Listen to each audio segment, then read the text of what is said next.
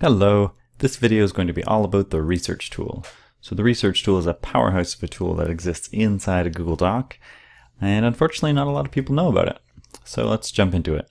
So to find the tool, you need to open up a regular Google Doc, whether it's a new one or one that you've already started, and then go to Tools, and then Research.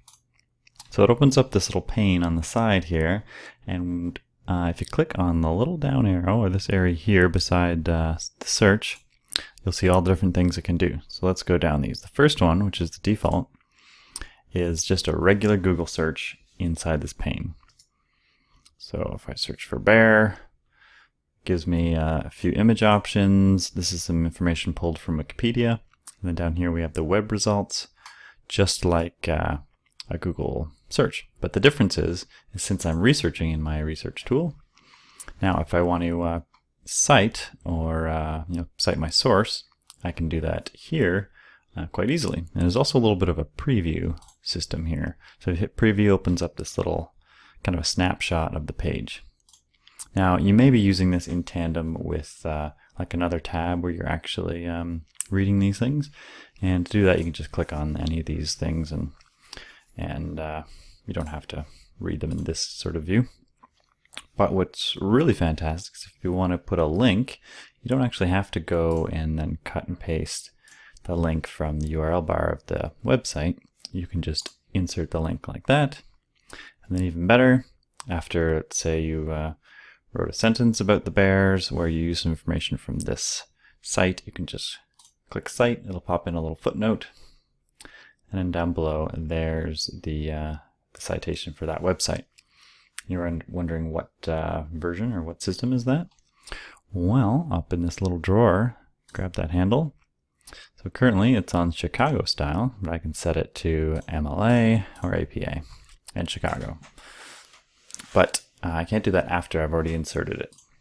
So I can undo that footnote, and then I can pop in a citation using APA. It looks like that. Now, by default, Google has set so that you can just, it'll just find things that are free to use. Most articles and stuff you can use quote. But if you want to turn that off and just have absolutely anything on the internet, you can do that there as well. This is especially cool in the next area, images, where if I have that on, free to use, any of these images that come up I can use in my assignment here without concern about usage rights. And if I want to see where it came from, like this one here is Wikipedia, I can click on it. And somewhere in here is that picture. But if I want to use it, I grab it and I click and hold and bring it over and let go. Now it does two things. It brings in the picture right into my document, but it's also cited it at the same time. That little 2, there it is, retrieved from, and there's the cite. And so this is currently the APA method of just citing a picture. And I think that's a really cool way to be able to use images. You can pop them in various assignments without worrying about usage. Just like that. I'm not even sure if that's a bear. What is that thing? So the next thing on our list here is Scholar. Scholar is a search of all sorts of academic papers. It's using the Google Scholar system, which is a tool on its own. And you need a little bit more detail in your search here because this is finding the word bear anywhere. So here it's different people with the name bear. And then here's something about metaplasticity. So a little more detailed search would be helpful. But when you find what you're after, you can click on the little link that it gives you, and it'll take you to either in Google Scholar, and this is actually Google Books, to the source. And this is just like a preview of the book.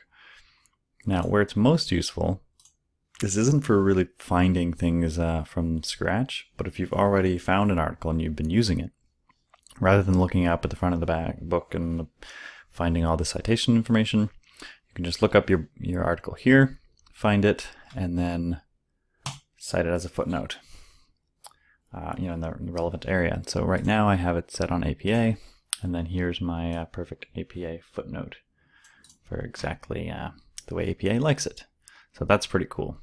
And you can also cite it just without the footnote. So if you have maybe a list of resources and you're not using the footnote method, you can do that just with this insert button. And then there's the APA citation for you wherever you want it. All right, next up we have quotes. This is kind of a strange little one, but basically this searches a whole bunch of databases of just quotes. And so here, it's just the one option.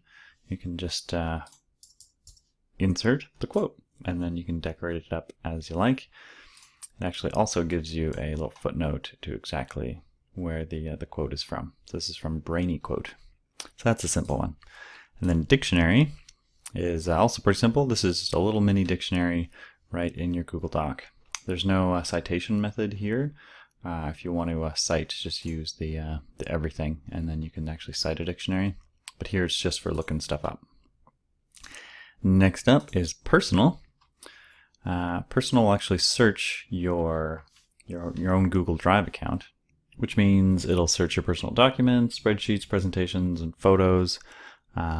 Anything you have all stored in Google Drive. So this particular Google Drive account, I don't have much. I think this untitled document is actually this untitled document.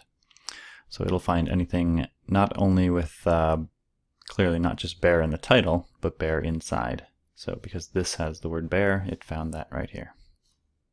And lastly, we have tables, and this is the strangest one. This is just a web search of tables. If you want to search for information that's in a table format, then you can use that. I don't think it's as useful as some of the others.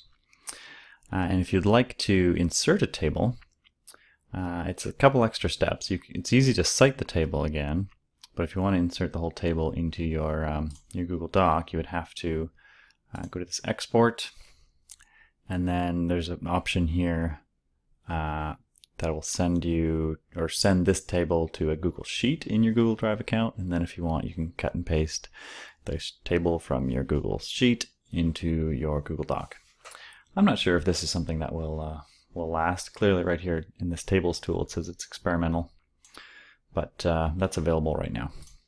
So that is your handy research tool. So lots of cool stuff there. It's great for students as well, since they don't have to worry about getting the comma on the wrong side of the quotation or whatever that we all used to worry about. Anyways, thanks, and I hope this has been helpful. Have a good day.